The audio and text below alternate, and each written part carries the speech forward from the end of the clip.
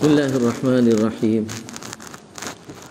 الحمد لله نحمده ونستعينه ونستغفره ونعوذ بالله من شرور أنفسنا ومن سيئات أعمالنا.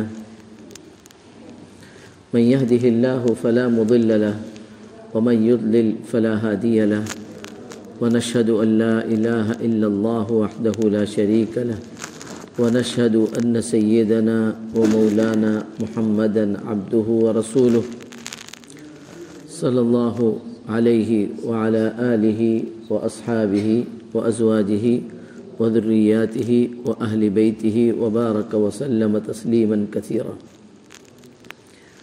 أما بعد، فأعوذ بالله من الشيطان الرجيم. بسم الله الرحمن الرحيم. وقل رب زدني علما. وقال رسول الله صلى الله عليه وسلم: من سلك طريقا يلتمس فيه علما سهل الله به طريقا إلى الجنة، أو كما قال عليه الصلاة والسلام. معزز اساتذہ کرام، عزیز بچوں، اللہ سبحانہ و تعالیٰ کا فضل و کرم ہے کہ اس نے مجھے اس موقر ادارے میں، اس بابرکت جگہ میں آپ حضرات جو اللہ کی راہ میں اپنے گھروں سے نکلے ہوئے ہیں اور علم دین کے حصول کے لیے گھر بار چھوڑ کر ایک دینی ادارے میں رہ رہے ہیں، ان کے ساتھ مخاطب ہونے کا موقع عطا فرمایا۔ اللہ کی ذات سے امید ہے کہ اللہ سبحانہ و تعالی آپ کے ساتھ جو جتنی بھی گھڑیاں گزریں اور آپ جو ہے جس مبارک مشن میں لگے ہوئے ہیں اور جس بابرکت دین کے حصول کے لیے ساری قربانیاں دے کر یہاں جمع ہیں، آپ لوگوں کے ساتھ یہ وقت گزار کر اللہ سبحانہ و تعالی اس وقت کو ہمارے لیے ذریعہ مغفرت بنائے اور جو ہے درجات بلند ہونے کا ذریعہ بنائے اور ہمارے والدین کے لیے بھی صدقہ جاریہ بنائے۔ اللہ سبحانہ و تعالی ہر چیز پر قادر ہے۔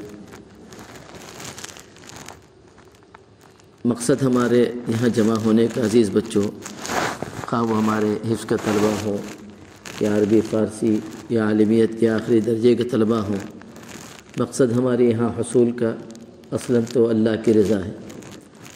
اللہ کی رضا حاصل ہو، اللہ کیسے راضی ہو ہم سے، یہی اصل مقصد ہے ہمارا۔ اور یہ مقصد صرف ہمارا نہیں ہے، ہر مسلمان کا مقصد یہی رہتا ہے کہ اللہ راضی ہو۔ بلکہ آپ یوں سمجھیے کہ جتنی انسانیت اور جتنی جو ہے انسان جہاں جہاں بھی آباد ہو، کسی مذہب سے متعلق ہو، ہر شخص یہی چاہتا ہے کہ جس کو وہ بڑا سمجھتا ہے وہ اس سے راضی ہوتا ہے کہ اس کا کام چلتا ہے۔ ایسا ہی ہے نا، تو کوئی غیر مسلم ہے، اس نے بھی اپنا کسی کو بڑا بنا رکھا ہے اور وہ اسی کی پوجا کرتا ہے اور اسی کو راضی کرنے کے چکر میں رہتا ہے تاکہ اس کے دنیا کے کام چلتے رہے۔ لیکن اللہ کا فضل و کرم ہے، بغیر ہماری محنت کے محض اس نے اپنے خاص فضل و کرم سے اس نے اپنی ذات سے ہم کو متعارف کرایا، اس نے اپنی ذات کا ایمان ہم کو دیا۔ یہ اللہ کا کرم ہے کہ ہم نے اللہ کی ذات کو پہچانا نبی کریم صلی اللہ علیہ وسلم کی تعلیمات کے ذریعے، اور اس نے جو ہے ہمیں ایسے گھرانے میں آ کے کھولنے کی توفیق عطا فرمائی کہ جو گھرانہ، جس گھرانے میں ایمان تھا اور ایمان کے ساتھ ساتھ ایمان سے محبت تھی، اسی لیے اللہ سبحانہ و تعالیٰ نے ان کے دلوں میں ڈالا کہ ہم اپنے بچوں کو جو ہے اپنے سے دلوں پر پتھر رکھ کر ایک ایسے ادارے میں بھیجیں جہاں پر وہ اور اللہ سبحانہ و تعالیٰ کو پہچان سکے اور اللہ سبحانہ و تعالیٰ کس طرح راضی ہو اور کس طرح اللہ کا قرب حاصل کرے اور کس طرح اللہ کا قرب مزید حاصل ہو، اس کے طریقے اور اس طرح زندگی گزارنے کا جو ہے ایک طریقہ اور ایک مشن جو ہے حاصل کر سکیں۔ تو ہمارا خاص طور پر ہم مسلمانوں کا مقصد اللہ کو راضی کرنا ہے۔ طلباء کے لیے یہ چیز اور زیادہ ضروری ہو جاتی ہے۔ ایک عام مسلمان بھی یہی چاہتا ہے کہ اللہ راضی ہو، لیکن ایک طالب علم جو ہے، جو اللہ کے دین کے حصول میں لگا ہوا ہے، اس کے لیے یہ مشن اور یہ مقصد اور بلند ہو جاتا ہے۔ کیوں کہ وہ اللہ کہ جو ہے کو راضی کر رہا ہے اللہ کی معرفت حاصل کرنے کے بعد، ورنہ میں نے جیسے بتایا کہ اللہ کو تو راضی کر رہا ہے ہر مسلمان، اور ہر مسلمان کی یہی فکر ہوتی ہے کہ اللہ کو راضی کرے، لیکن جو لوگ علم دین میں لگے ہوئے ہیں اور دین کے حصول میں لگے ہوئے ہیں تو وہ اللہ کی معرفت حاصل کر رہے ہیں، اللہ کی معرفت حاصل کر رہے ہیں۔ اور نبی کریم صلی اللہ علیہ وسلم جو اللہ کے بھیجے ہوئے آخری پیغمبر ہیں اور اللہ کے جو ہے محبوب ہیں، اور اللہ سبحانہ و تعالیٰ نے اپنا سب سے بلند اور سب سے قیمتی کلام جس پر نازل کر کے ہم تک پہنچایا ہے، ان کے جانے کے بعد ان کی وراثت اور ان کی جو ہے ان کا جو مشن ہے، اور مشن کو آگے بڑھانا اور مشن کو جو ہے کامیاب رکھنا، مشن کو زندہ رکھنا، اس کے لیے ہم جو ہے اپنے آپ کو تیار کر رہے ہیں، اور اسی کے لیے ہم آئے ہیں۔ جب ہم اس مشن میں لگ گئے ہیں کہ ہم کو اس مشن میں لگنا ہے اور نبی کریم صلی اللہ علیہ وسلم کا وارث بننا ہے، تو ہمارے لیے جو ہے اللہ کی رضا جو ہے اور زیادہ اہمیت کے حامل ہے، اور زیادہ اہمیت کی حامل ہے۔ اور جو ہے کیوں کہ ہم اس مشن میں لگنے کے بعد ہمیں اللہ کی معرفت حاصل ہوگی، اور اللہ کی معرفت جب حاصل ہوگی تو جو ہے اللہ کی رضا میں جو لذت ہے وہ ایک عام مسلمان کو نہیں، اللہ کی رضا میں جو لذت ہے وہ عام مسلمانوں کے لیے۔ اسی لیے حدیث پاک میں آتا ہے کہ علماء جو ہے انبیاء کے ورثہ ہیں، علماء انبیاء کے ورثہ ہیں۔ کیوں کہ اللہ سبحانہ و تعالیٰ کی رضا تو ہر انسان کا جو ہے مطلوب ہے، ہر انسان کا، اور خاص طور پر مومنین کا وہ مطلوب ہے، لیکن انبیاء کرام علیہ السلام جن کی ذات نے اور جن کی ہستیوں نے اللہ سبحانہ و تعالیٰ کو صحیح انداز میں پہچانا، اور پہچاننے کے بعد کس طرح انہوں نے اللہ کو راضی کیا اور کس طرح انہوں نے اللہ کی معرفت حاصل کی، اس کا مزہ اور اس کی لذت تو انبیاء کرام علیہ السلام ہی جانتے ہیں۔ اسی لیے نبی کریم صلی اللہ علیہ وسلم اور اللہ سبحانہ و تعالیٰ کے درمیان جو مناجات اور جو سرگوشی ہوئی ہے، خاص طور پر معراج کی رات میں، وہ رب اور اس کا محبوب وہی جانتا ہے۔ سمجھ رہے ہیں اس میں کیا لذت ہے اور اس میں کیا چاشنی ہے اور اس کا کیا مزہ ہے۔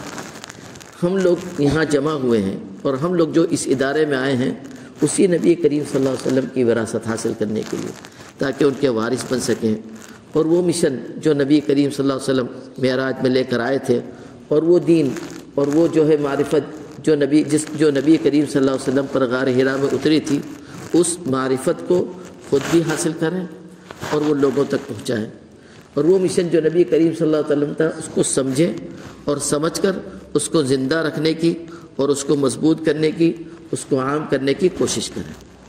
تو اصل مقصد ہمارے یہاں آنے کا جو ہے وہ اللہ کی رضا ہے، وہ اللہ کی رضا ہے۔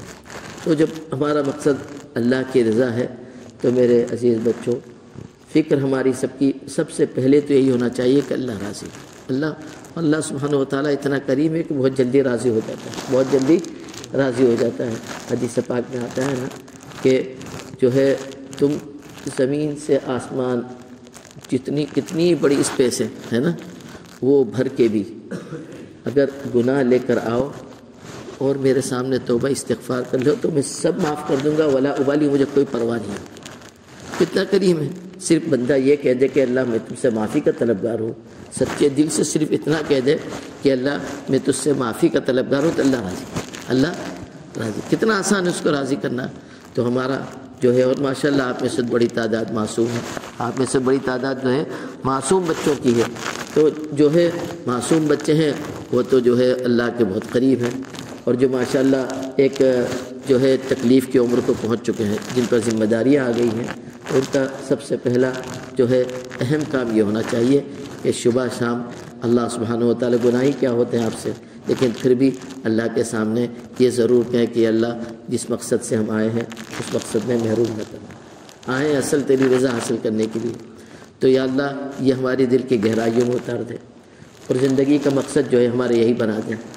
زندگی کا جب مقصد یہی بنا دے گا اللہ سبحانہ و تعالیٰ، تو آپ کی بھی زندگی کامیاب اور آپ کے والدین کی بھی زندگی آباد، سمجھ رہے نہیں، اور آپ کے مرحومین جتنے ہیں سب کے سب آباد۔ تو آپ اس کی ضرور دعا کیا کیجیے کہ اللہ سبحانہ و تعالیٰ تیری رضا نصیب فرما دے اور وہی زندگی کا حاصل بنا دے۔ پھر جس علم کو آپ حاصل کر رہے ہیں وہ علم کوئی معمولی علم نہیں ہے۔ علم تو ہر علم جو ہے اپنی جگہ ایک اہمیت کا حامل ہے، اور ہر علم کا، خواہ وہ دنیا کا علم ہو، خواہ وہ جو ہے دین کا علم ہو، ہر علم کا حصول ایک مسلمان کے لیے فرض اور واجب ہے نا۔ ہر علم کا مطلب چاہے وہ فرض عین ہو یا فرض کفایہ ہو، لیکن ہر علم کا حصول مسلمانوں کے لیے ضروری ہے کہ اس علم کا جو ہے وہ علم حاصل کریں۔ لیکن علم دین ان ساروں علوم میں تاج کی حیثیت رکھتا ہے۔ یہ سارے علوم میں علم دین جس کو آپ حاصل کر رہے ہیں وہ ان سارے علوم میں جو ہے تاج کی حیثیت رکھتا ہے۔ تو اللہ سبحانہ و تعالیٰ نے یہ تاج پہننے کے لیے اور اس تاج کو حاصل کرنے کے لیے آپ کو اس راستے پہ لگا دیا۔ آپ کے اس راستے میں آپ کے جو ہے بغیر مانگے اللہ نے لگایا ہے نا۔ بغیر آپ نے تو بچپن میں مانگا نہیں تھا کہ اللہ مجھے مدرسے بھیج دینا، کبھی مانگا تھا آپ نے کہ اللہ مجھے مدرسے بھیج دینا یا اللہ مجھے دین کا علم سکھانا؟ نہیں، اللہ نے بغیر مانگے عطا کیا ہے نا۔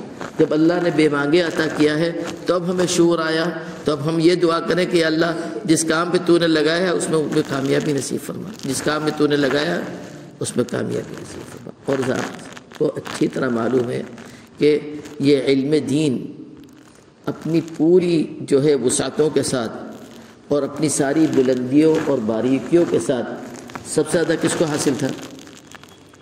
سب سے زیادہ کس کو حاصل تھا؟ نبی کریم صلی اللہ علیہ وسلم، ہے نا۔ اس کے باوجود بھی اللہ سبحانہ و تعالیٰ حکم دے رہے ہیں نبی کریم صلی اللہ علیہ وسلم کو کہ آپ یہ دعا کیجئے رب زدنی علما، کہ اللہ مجھے میرا علم بڑھا دے، میرا علم۔ یعنی سب کچھ حاصل ہونے کے باوجود اللہ یہ حکم دے رہے ہیں نبی کریم صلی اللہ علیہ وسلم کو کہ آپ اپنی دعاؤں میں یہ شامل فرما دیجئے کہ اللہ میرا علم بڑھا دیجئے۔ گویا امتیوں کے لیے ایک پیغام ہے کہ اس کی دعا ہر شخص کرے کہ اللہ میرا علم بڑھا دے، خواہ وہ مدرسے میں پڑھ رہا ہو یا کسی دکان پہ بیٹھا ہو یا کسی جو ہے کارخانے میں کام کر رہا ہو یا کہیں مزدوری کر رہا ہو یا کہیں تجارت کر رہا ہو، یہ دعا سب کے لیے ضروری ہے۔ اگر یہ دعا کرتا رہے گا نا تو اللہ سبحانہ و تعالیٰ اس کو اپنے لائن کا دین سے متعلق علم ضرور عطا کرے گا۔ اپنے جو ہے جس لائن میں جو لگا ہوا ہے اس لائن کا جو ہے ایک علم کا دروازہ اللہ سبحانہ و تعالیٰ اس پر کھول دے گا۔ کیوں کہ جب اللہ سبحانہ و تعالیٰ نے خود ہی سکھائی یہ دعا تو اس لیے تو نہیں سکھائی کہ ہم تھکیں اور ہماری زبان تھکے، اسی لیے تو سکھائی تاکہ قبول کریں۔ تو جب ہم مانگیں گے تو قبول ضرور کرے گا نا، ورنہ کیوں سکھاتا ہم کو اور کیوں حکم دیتا ہم کو؟ جب حکم دیا ہے تو ظاہر عطا بھی تو کرے گا نا۔ تو جب ہم اس کو جو ہے دعا کرتے رہیں گے تو اللہ سبحانہ و تعالیٰ ضرور علم کے دروازے ہم پر کھولیں گے، اور جب علم کے دروازے کھولیں گے تو ظاہر ہے پھر ہماری شان بدل جائے گی۔ ہماری شان اولاً تو اس علم کے ذریعے ہم انبیاء کے وراثت کے جو ہے مستحق ہو جائیں گے۔ اللہ ہم کو صحیح معنی میں اس کا مستحق بنائے تو اس کے مستحق بن جائیں گے، اور پھر ساتھ میں ہم میں اور دوسروں میں بہت فرق آ جائے گا، ہم میں اور دوسروں میں بہت۔ اللہ سبحانہ و تعالیٰ فرماتے ہیں قُلْ هَلْ يَسْتَوِي الَّذِينَ يَعْلَمُونَ وَالَّذِينَ لَا يَعْلَمُونَ، کہ جن کے پاس علم ہے وہ اور جن کے پاس علم نہیں ہے کبھی برابر نہیں ہو سکتے۔ اللہ سبحانہ و تعالیٰ فرماتے ہیں نا کیوں برابر نہیں ہو سکتے؟ کیوں کہ جس کے پاس علم ہے اس کا برتاؤ الگ ہو جائے گا، اس کی زندگی اور اس کی صبح شام الگ انداز کی ہو جائے گی۔ ظاہر ہے ایک جاہل کی اور ایک علم دین حاصل کیے ہوئے عالم کی زندگی یکساں نہیں ہوتی، دونوں کی نمازیں بھی یکساں نہیں ہوتی، اور دونوں کا جو ہے سوچنے کا طریقہ بھی یکساں نہیں ہوتا، دونوں کا برتاؤ بھی یکساں نہیں ہوتا، دونوں کا اخلاق بھی یکساں نہیں ہوتا۔ اب اگر ایک عالم دین کی نماز اسی انداز کی ہو جس انداز کی جو ہے نماز ایک تاجر کی ہو یا ایک پیشہ ور کی ہو یا ایک کسان کی ہو، تو پھر برابری کہاں رہی؟ پھر برابری کہاں رہی؟ ہے نا، برابری تو اسی مطلب یہ ہے کہ پھر امتیاز کہاں رہا؟ پھر امتیاز کہاں رہا؟ اگر ہماری بھی نماز انہی کے نمازوں کی جیسی اور ہماری بھی سوچ انہی کے نمازوں کی، انہی کے سوچ کی طرح، اور ہماری بھی فکر ان کی فکر کی طرح، تو پھر ہمارا امتیاز کیا رہا؟ اللہ سبحانہ و تعالیٰ فرماتے ہیں کہ دونوں برابر نہیں ہو سکتے۔ اللہ سبحانہ و تعالیٰ کیوں؟ اس لیے کہ علم دین جو حاصل کرتا ہے نا اس کا جو ہے زندگی گزارنے کا طریقہ بدل جاتا ہے۔ وہ یہ سمجھتا ہے علم دین حاصل کرنے کے بعد کہ رزق تو اللہ نے لکھ رکھا ہے ہمارے پیدائش سے پہلے، نہ اس میں ذرہ برابر اضافہ ہو سکتا ہے نہ ذرہ برابر کم ہو سکتا ہے۔ پھر جب یہ یقین اس کے دل میں اتر جائے گا تو حلال و حرام کی پوری فکر کرے گا کہ جب ملنا ہے تو حلال سے ملے، جب ملنا ہے تو حلال سے ملے، اور اسباب اختیار کرنا اللہ کی ذات نے حکم دے رکھا ہے تو اسباب اختیار کرے گا، لیکن اسباب اختیار کرنے میں بھی وہ اس کی فکر کرے گا کہ اللہ کی رضا کے متعارض نہ ہو، اسباب اس طرح کے اختیار کرے کہ جس کے ذریعے اللہ کی رضا حاصل ہو۔ تو یہ ساری فکر ایک عالم کے درمیان اور یہ ایک عالم کے ذہن میں اس لیے آتی ہے کہ اللہ سبحانہ و تعالیٰ فرماتے ہیں کہ ایک عالم اور غیر عالم برابر نہیں ہو سکتا۔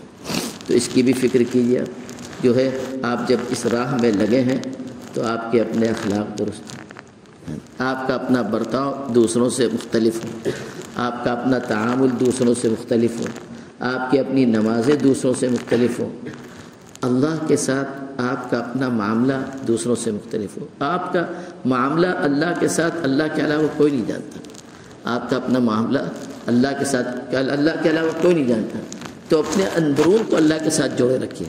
اور وہ سب سے آسان طریقہ ہے کہ جو ہے ہر نماز کے بعد اللہ سے معافی مانگ لیجیے، صبح شام اللہ سے معافی مانگ لیجیے، سمجھ رہے ہیں، اور اللہ کو یاد کر لیجیے، اور کبھی کبھی اپنی بیٹری کو چارج بھی کر لیا کیجیے، یعنی بیٹری جو ہمارے دل کی بیٹری ہے اس کو، جیسے ہمارے ٹیلی فون کی جو ہے موبائل کو چارج کی ضرورت پڑتی ہے نا، اسی طرح ہماری ایمانی جو قوت ہے اس کی بھی چارج کرنے کی ضرورت پڑتی ہے، اور وہ اللہ کا ذکر ہے، وہ اللہ کا ذکر ہے، سمجھ رہے نہیں؟ تو وہ ذکر جو ہے جلاء القلوب، دلوں کو نکھارتا ہے، دلوں کو نکھارتا ہے۔ تو اللہ کا ذکر کر کے، اللہ کو یاد کر کے جو ہے اپنی ایمانی قوت کو بڑھا لیا کیجیے، اپنی ایمانی قوت کو بڑھا لیا کیجیے۔ اگر اللہ کا ذکر کئی دن تک نہیں ہوگا نا تو پھر آپ خود بھی اگر عادی ہے نا تو اپنے اندر جو ہے ایک کاہلی، ایک سستی محسوس کریں گے، کیوں کہ بیٹری ڈاؤن ہو رہی ہے، بیٹری ڈاؤن ہوگی۔ بیٹری کو چارج کرنے کے لیے ضروری ہے کہ اللہ کا ذکر کیا کیجیے، اللہ کا ذکر جتنا بھی کرے، تھوڑا بھی کرے تو اس میں بہت ہے، تھوڑا بھی آپ کریں گے اللہ کا ذکر تو اس سے آپ کی بیٹری چارج ہو جائے گی، اور آپ کو پڑھنے میں بھی مزہ آئے گا، آپ کو عبادت میں بھی مزہ آئے گا، اور اللہ کو راضی کرنے میں بھی مزہ آئے گا، اللہ کو راضی کرنے میں بھی مزہ آئے گا۔ پھر نبی کریم صلی اللہ علیہ وسلم فرماتے ہیں کہ دیکھو، جو شخص علم حاصل کرنے کے لیے جو من سلک طریقا یلتمس فیہ علما، کوئی بھی شخص اپنے گھر سے نکلتا ہے علم حاصل کرنے کے لیے، علم حاصل کرنے کے لیے اپنے گھر سے نکلتا ہے اور راستے طے کرتا ہے، تو اللہ سبحانہ و تعالیٰ اس کے ذریعے اس کے لیے جنت کا راستہ آسان کر دیتے ہیں، اس کے لیے جنت کا راستہ آسان کر دیتے ہیں۔ بعض علماء نے اس کی شرح یہ بھی لکھی ہے کہ اس کے لیے جو ہے جنت تک پہنچنے کے سارے راستے آسان ہو جاتے ہیں، حلال حرام کو سمجھنا، نوافل میں لگنا، لوگوں کے حقوق کا خیال رکھنا، والدین ہو، اعزاء اقربا ہو، اساتذہ کرام ہو، سب کے حقوق کو سمجھنا، یہ سارا اس کے لیے آسان ہو جاتا ہے۔ لیکن ایک اس حدیث کا مطلب بھی یہ ہے کہ جب اگر سچے دل سے آپ جو ہیں اللہ کی راہ میں نکلے ہیں اپنے گھر سے، اور وہ راستہ آپ طے کرتے ہیں اپنے گھر سے لے کر اپنے جو ہے دارالعلوم تک، اپنے مدرسے تک، تو اس کا فائدہ یہ ہوگا کہ سب سے مشکل راستہ آپ کے لیے آسان ہو جائے گا۔ اور سب سے مشکل راستہ کون سا ہے؟ جنت تک پہنچنے کا، وہ ہے پل صراط کا راستہ، وہ ہے پل صراط کا راستہ جو تلوار سے زیادہ تیز ہے، وہ بال سے زیادہ بھاری۔ ویسے چلیں گے ہم اس پر، لیکن حدیث پاک میں آتا ہے نا کہ بعض لوگ جو ہے تیز بجلی کی طرح اس پر سے گزر جائیں گے، اور بعض جو ہے پلک جھپکتے ہوئے گزر جائیں گے، اور بعض تیز سواروں کی طرح گزر جائیں گے، سمجھ رہے ہیں؟ تو اس راستہ کو تو آسان بنانا ہے نا، تو وہ راستہ آسان ہو جائے گا، وہ راستہ سہل اللہ بہ، اس کے بعد ہی فوراً جنت ہے، جنت پل صراط کے بعد ہے۔ پل صراط کسی نے طے کر لیا تو سمجھ لی کہ وہ پھر جنت کے دروازے پہ پہنچ گیا، جنت کے تو وہ راستہ آسان ہوگا۔ حدیث پاک میں آتا ہے کہ آدمی اخلاص کے ساتھ جو ہے دین کے حصول کے راستے میں لگے۔ اس راستے میں آپ اگر اخلاص کے ساتھ لگے ہیں نا تو پل صراط کا راستہ پھر بہت آسان ہو جائے گا، بہت آسان ہو جائے گا۔ اور پھر یہ نہیں کہ آپ جو ہے نا صرف ہماری طلباء کے لیے ہے، نہیں، ایک جو ہے مزدور یا ایک پیشہ ور، ایک کسان، ایک تاجر بھی اگر مسجد میں آ رہا ہے اور یہ ہو رہا ہے کہ چلو تعلیم ہو رہی ہے، 2 باتیں دین کی سن لیں گے، اب وہ 2 باتیں دین کی سن لیں گے تو وہ علم کا حصول ہوا نا۔ تو واقعی اگر وہ اس کی نیت اچھی ہے تو اللہ اس کے لیے بھی وہ راستہ آسان کر دیں گے، اللہ سبحانہ و تعالیٰ اس کے لیے بھی وہ آسان کر دیں گے۔ اللہ سبحانہ و تعالیٰ ہم سب کے لیے، ہمارے متعلقین کے لیے اور ہمارے جو ہے اساتذہ کرام، ہمارے والدین، ہمارے بچوں کے لیے، سارے مسلمانوں کے لیے وہ راستہ آسان کر دیں گے۔ بہرحال یہ ساری فضیلتیں تو ہیں ہی آپ کو، اور بھی بہت کچھ آپ نے جو ہے اس مسجد میں اور یہاں آنے جانے والے علماء سے سنی ہوگی، اور لیکن جو ہے یہ باتیں جو ہے سبق دہرانے کے بعد مجھے آپ سے 2-3 باتیں کرنی ہیں۔ ایک سب سے پہلے تو یہ کہ آپ اپنے وقت کی قدر کیجیے، آپ اپنے وقت کی قدر کیجیے، اور یہ وقت دوبارہ ملنے والا نہیں ہے، عمر کا یہ حصہ دوبارہ واپس آئے گا نہیں، تو آپ اس عمر کے اس حصے کی قدر کیجیے۔ عمر کے اس حصے کی قدر اس طرح کریں گے آپ کہ آپ جو ہے اب جس طالب حفظ کا ہے کوشش یہ کرے کہ جتنا وقت کم سے کم وقت میں حفظ مکمل ہو جائے تاکہ آگے کے مرحلے آسان ہو جائیں، سمجھ رہے ہیں؟ اور کم سے کم وقت میں حفظ مکمل ہونے کا جو ہے طریقہ یہی ہے کہ اپنا وقت ضائع نہ کریں۔ جو ہمارے بھائی عربی فارسی میں یا جو ہمارے بچے عربی فارسی میں یا جو ہے عالم کورس میں لگے ہوئے ہیں، ان کے لیے تو بہت ضروری ہے کہ اپنی کتابیں سمجھ کر پڑھیں، اپنی کتابیں سمجھ پڑھی۔ جب بھی آپ کلاس میں جائیں نا تو اس وقت استاذ کو جانے نہ دیجیے جب تک آپ سمجھ نہ لیں، جب تک آپ سمجھ نہ لیں استاذ کو جو ہے، کیوں کہ استاذ کی قدر اور استاذ کی جو ہے اہمیت اسی میں ہے کہ آپ اس سے سمجھیں۔ وہ آتا ہے بیچارہ رات میں مطالعہ کر کے اور آپ کے سامنے تھکتا ہے، وہ اسی لیے کہ آپ سمجھیں، اور آپ سمجھے بغیر خاموش رہے تو اس میں جو ہے مدرسے کا بھی نقصان ہے، آپ کے والدین کے جو عزائم ہیں ان کا بھی نقصان ہے، خود آپ کا بھی نقصان ہے اور استاذ کا بھی نقصان ہے۔ تو اگر کوئی طالب علم یہ کہتا ہے کہ مجھے سمجھ میں نہیں آیا، یہ کوئی عیب ہے؟ اگر 10 طالب علم میں 9 کو سمجھ میں آ گیا اور ایک کہتا ہے کہ مجھے سمجھ میں نہیں آیا، کیا یہ عیب ہے؟ کسی طرح کا عیب نہیں ہے، بلکہ یہ اس کی خوبی ہے کہ وہ کہتا ہے جو ہے مضبوط دل کے ساتھ کہ مجھے سمجھ میں نہیں آیا، آپ مجھے سمجھا دیجئے۔ اس کا مطلب یہ کہ بچے کو فکر ہے سمجھنے کی، بچے کو، تبھی تو وہ کہہ رہا ہے نا۔ اور امام محمد رحمۃ اللہ علیہ جو ہے انہوں نے اپنے جو ہے طلباء کو ایک مسئلہ سکھایا، ایک مرتبہ سکھایا، سمجھایا، جو ہے سمجھ میں نہیں، 4 طالب علم تھے، سمجھ میں نہیں آیا، کہنے لگے استاد سمجھ میں نہیں آیا۔ پھر دوسری مرتبہ سمجھایا، مجھے یاد نہیں وہ کون سا مسئلہ ہے، کہنے لگے سمجھ میں نہیں آیا۔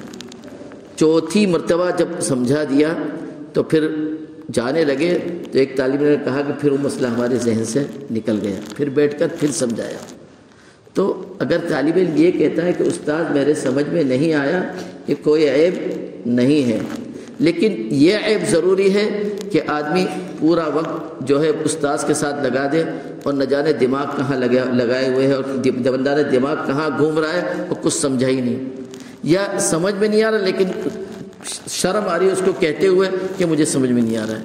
اس سے زیادہ نہ بیوقوفی ہے اور اس سے زیادہ نہ کوئی دانائی ہے، نادانی ہے، اور نہ اس سے زیادہ کوئی خسارہ ہے۔ سب سے زیادہ خسارہ یہی ہے، سب سے زیادہ جو ہے بیوقوفی یہی ہے، نادانی یہی ہے کہ آدمی سمجھ بھی نہیں رہا اور خاموش ہے، شرم کے مارے جو ہے، اس شرم کے مارے کہ لوگ کیا کہیں گے، مجھے سمجھ میں نہیں آ رہا، نہیں، جو ہے اس طرح کا شرمیلا بچہ کبھی علم حاصل نہیں کر سکتا۔ تو آپ جو ہے اپنے اساتذہ کی قدر کیجیے، ان کے محنت کی قدر کیجیے، اور جو ہے سبق سمجھ کے ہی کلاس میں سے باہر نکلیے۔ اور پھر جو ہے آدمی چاہتا ہے نا کہ باپ کے کام میں ہاتھ بٹائے، چاہتا ہے نا باپ کے کام میں ہاتھ بٹائے، اور جب تھوڑا سمجھدار بچہ ہو نا کہ باپ بہت تھکتے ہیں، تو لاؤ میں تم کو تھوڑا سا آرام پہنچاؤں۔ یہی آپ کو اپنے اساتذہ کرام سے ساتھ کرنا چاہیے۔ اور وہ اس طرح کہ آپ اپنا کتاب کا مطالعہ کر کے جائیے، خود جو ہے سبق کی تیاری کر کے جائیے نا، تو اس سے جو ہے ان کا کام تھوڑا سا آسان ہو جائے گا، ہے نا۔ اگر آپ بالکل جو ہے اس طرح چلے گئے کہ آپ نے کتاب دیکھی ہی نہیں تو کتنی محنت پڑے گی ان کو سمجھانے میں۔ وہ تو آئے ہیں اسی لیے، لیکن آپ ان کا ہاتھ پٹائیے، تھوڑا سا دیکھ کر جائیے نا، تھوڑا سا دیکھ کر جائیے، اور پھر آپ جا کے ان کے ساتھ سمجھیں گے تو ان کو کتنی خوشی ہوگی کہ دیکھو یہ بچہ ماشاءاللہ سمجھ بھی رہا ہے اور دیکھ کے بھی آیا ہے، اس سے خوشی ہوگی نا۔ جب خوشی ہوگی تو دعائیں نکلیں گی۔ ساتھ میں اساتذہ کرام کی خوب احترام کیجیے۔ میں 10 سے زیادہ ہی طلبہ کو جانتا ہوں جن کی بڑی اچھی صلاحیت، بہت اچھی صلاحیت، یعنی اتنی اچھی صلاحیت کہ وہ اللہ سبحانہ و تعالیٰ کی توفیق شامل حال ہوتی تو گنتی کے علماء میں ہوتے، لیکن آج ان کا علم سے کوئی تعلق نہیں ہے۔ بہت بڑی تعداد ہوگی اس کی، لیکن میں 10 سے اوپر طلبہ کو جانتا ہوں، سمجھ رہے، اور یہ بھی جانتا ہوں کہ اللہ سبحانہ و تعالیٰ نے ان کو کیوں محروم کیا۔ محروم صرف ان کی گستاخیوں کی وجہ سے کیا، اساتذہ کرام کے ساتھ گستاخیاں کی، یا ادارے کے ساتھ گستاخیاں کی، یا پھر جو ہے اپنے ذمہ داروں کے ساتھ گستاخی، یا پھر اللہ والوں کے ساتھ گستاخیاں کی، اللہ والوں کے ساتھ گستاخیاں کی۔ تو دیکھیے اساتذہ کرام جو ہے اللہ کے ولی ہیں، اللہ نے ان کو منتخب کیا ہے اپنے مہمانان رسول کو پڑھانے کے لیے۔ ان کا عمل اللہ کے ساتھ جو بھی ہو، لیکن جب وہ استاذ بنے ہیں اور مہمانان رسول کے استاذ بنے ہیں تو ضرور اللہ کی رضا ان پر ہے، ضرور اللہ کی رضا ان پر ہے۔ تو جب کوئی ان کو ستائے گا تو پھر اللہ کے عذاب سے محفوظ نہیں رہے گا۔ اسی لیے میں نے دیکھا جن لوگوں نے بھی اساتذہ کرام کے ساتھ گستاخی کی کبھی بھی کامیاب نہیں ہوئے، کبھی بھی، چاہے جتنی محنت کر لے، چاہے جتنی بھی جو ہے بعض تو ایسے نام ہے کہ شاید میں لوں تو آپ کو شاید آپ لوگوں نے سنے بھی ہو اس طرح کے نام، لیکن جو ہے نہیں، اللہ سبحانہ وتعالیٰ کی مقدر میں نہیں لکھا۔ کیوں؟ کبھی کوئی بعض لوگوں نے تو 2 ہی جملے بولے اللہ نے ان کو محروم کر دیا۔ اسی لیے کہتے ہیں کہ اپنی زبان کی حفاظت کیجیے، اپنی زبان کی تبصرے کرنا بہت آسان ہے، زبان سے جملے نکال لینا بہت آسان، لیکن بعض جملے وبال جان بن جاتے ہیں، بعض جملے اس کی ذرا فکر کیجیے، اس کی ذرا، آپ کی جو ہے ابھی اٹھتی ہوئی جوانی ہے، ابھی آپ کے پاس بہت وقت ہے ماشاءاللہ، ابھی عمر کی بہت سی مرحلے آپ کو طے کرنے ہیں، تو اس کی پوری فکر کیجیے۔ اگر اللہ سبحانہ و تعالیٰ نے آپ کے ساتھ خیر لکھا ہے تو آپ کو اس کی توفیق بھی ہوگی۔ من یرید اللہ بہ خیرا یفقہہ فی الدین، کہ جس کے لیے اللہ خیر مقدر فرماتا ہے نا تو اس کو سمجھ دے دیتا ہے، اس کو۔ تو آپ دعا کیجئے نا کہ اللہ مجھے تو سمجھ عطا فرما دے، کہ اللہ مجھے سمجھ عطا فرما دے۔ اور اس مرحلے کی دعائیں بہت کام دیتی ہیں، اس مرحلے کی دعائیں جو ہے نا بہت کام دیتی ہیں۔ آپ کو اپنا مستقبل کا بینک بیلنس جمع کرنا ہے اور مستقبل آپ کو بنانا ہے تو آپ کثرت سے اس مرحلے میں دعا کیجیے، کثرت سے اس مرحلے میں دعا کیجیے۔ ایک ماحول میں رہ رہے ہیں آپ، سمجھ رہے نہیں، کھیلیے کودیے کھائیے پیئے، میں نہیں کہتا نہ کیجیے، سب کچھ کیجیے، لیکن اپنے وقت کی قدر کے ساتھ دعاؤں کا خوب اہتمام کیجیے، دعاؤں کا خوب اہتمام کیجیے۔ اللہ سبحانہ و تعالیٰ دعائیں ضرور سنتا ہے، تو وہ دعائیں آپ کے لیے، آپ کے مستقبل کے لیے بینک بیلنس ہیں، اور آپ کے مستقبل کے جو ہے کامیابی کا راز ہوگا، اور آپ کے مستقبل کے جو ہے تابناک ہونے کی ضمانت ہوگی۔ بس یہ چند چیزیں مجھے آپ کے سامنے ذکر کرنی تھی۔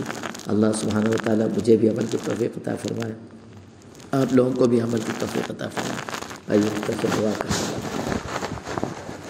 الحمدللہ رب العالمین الرحمن الرحیم مالک یوم الدین، اللهم لك الحمد حتى ترضى ولك الحمد إذا رضيت ولك الحمد بعد الرضا، اللهم صل وسلم وبارك على سيدنا محمد وعلى آله وأصحابه وأتباعه أجمعين. اللهم إنا نسألك بأننا نشهد أنك أنت الله لا إله إلا أنت الواحد الأحد الفرد الصمد الذي لم يلد ولم يولد ولم يكن له كفوا أحد. ربنا آتنا في الدنيا حسنة وفي الآخرة حسنة وقنا عذاب النار. ربنا ظلمنا أنفسنا وإن لم تغفر لنا وترحمنا لنكونن من الخاسرين. ربنا لا تؤاخذنا إن نسينا أو أخطأنا. اللهم اغفر لنا خطايانا وجهلنا وإسرافنا في أمرنا اللهم اغفر لنا جدنا وهزلنا وعمدنا وخطأنا وكل ذلك عندنا۔ یا اللہ اپنے خاص فضل و کرم سے ہمارے یہاں جمع ہونے کو قبول فرما۔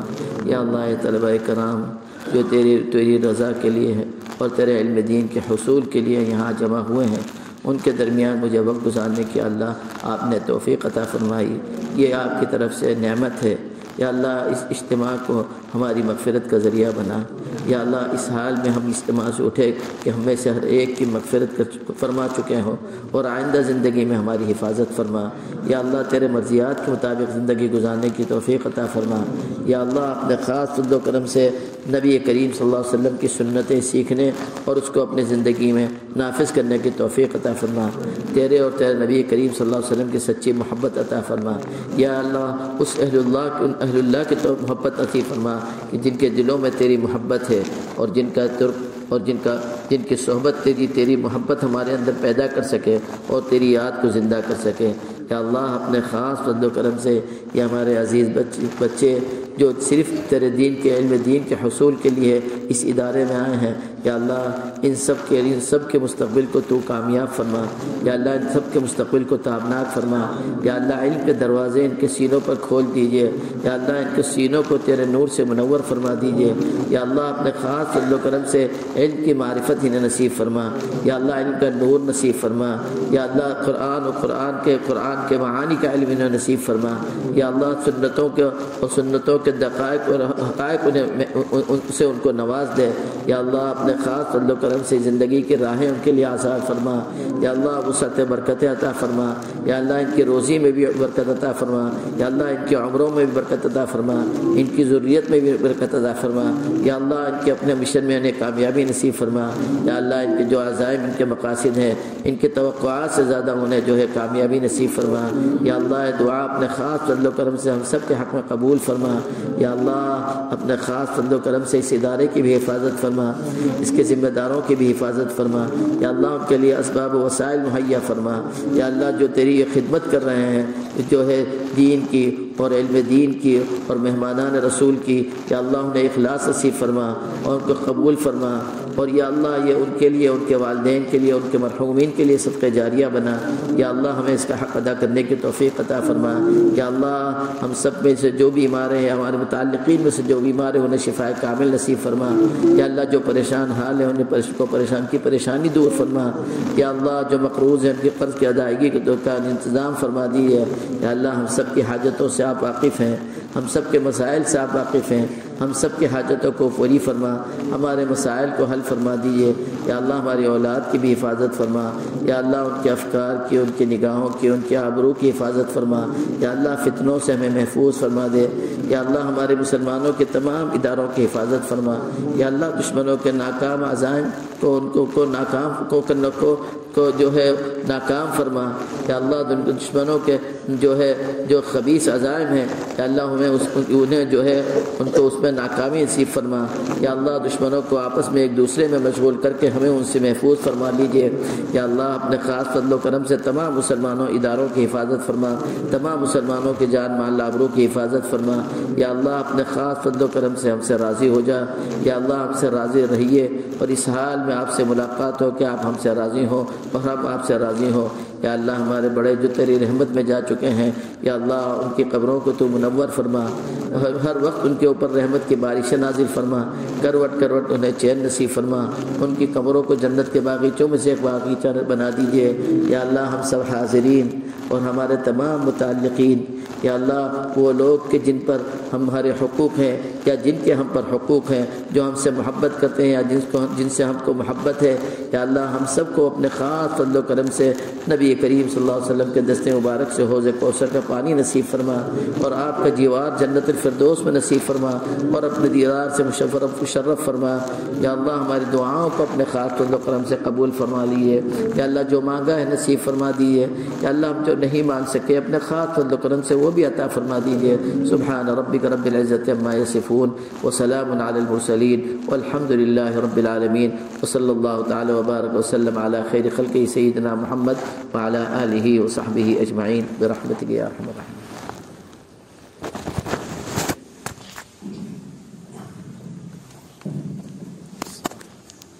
اللہ